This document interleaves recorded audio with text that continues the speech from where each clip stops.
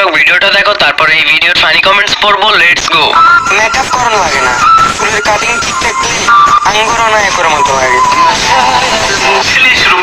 ভালো cutting, ছাপড়ি cutting, গাঞ্জাখোর cutting, চুলের cutting, গাঞ্জা cutting, মুখের দাঁত, ফারাক্কার বাদ, স্টাইলিশ কাটিং, টোকাই কাটিং, নায়ক, হনুমান।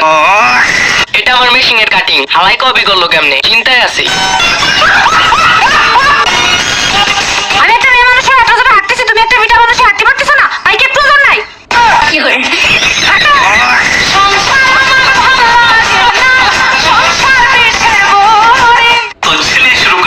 আরে মেয়ে মানুষ আপনি, হেঁটে কষ্ট করবেন কেন? ব্যাটার কোলে চড়েন আপনিও। জামাই, পার্সোনাল অ্যাসিস্ট্যান্ট, স্বামী তো নয় যেন আসামি। ভাবি, পেটে যেটা আসেনি সেটাও ধরাই দেন। ভবিষ্যৎ দেখা হয়ে গেছে, আমি আর বিয়া করবো না।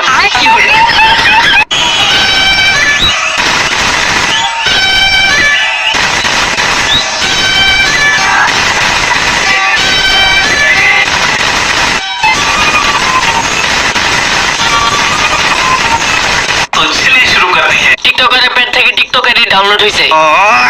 বাচ্চাটা কি রিমোটের সাহায্যে চলে নাকি? টিকটক কোম্পানি ফ্রিতে রোবোটিক বাবু দিচ্ছে মনে হয়। এটা কোথায় থেকে ডাউনলোড দিচ্ছেন আপু? আপু, এই বাচ্চাটাকে কোন পেজ থেকে অর্ডার করছেন? আমি বলুম না, আমার শোরুম করছে।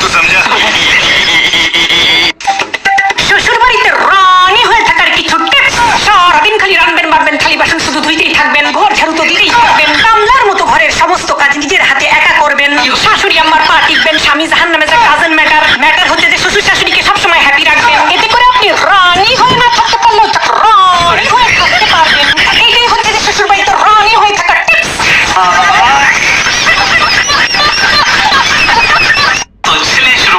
মেয়েদেরকে সম্মান করতে শিখুন, কারণ ওরা যদি না থাকতো তাহলে আমরা কাজের বুয়া পাইতাম কই। আরে লবণ দেয় নাই। 000% চাপা, 100% টিপস। কানের দুল ফ্রম রান্নাঘর।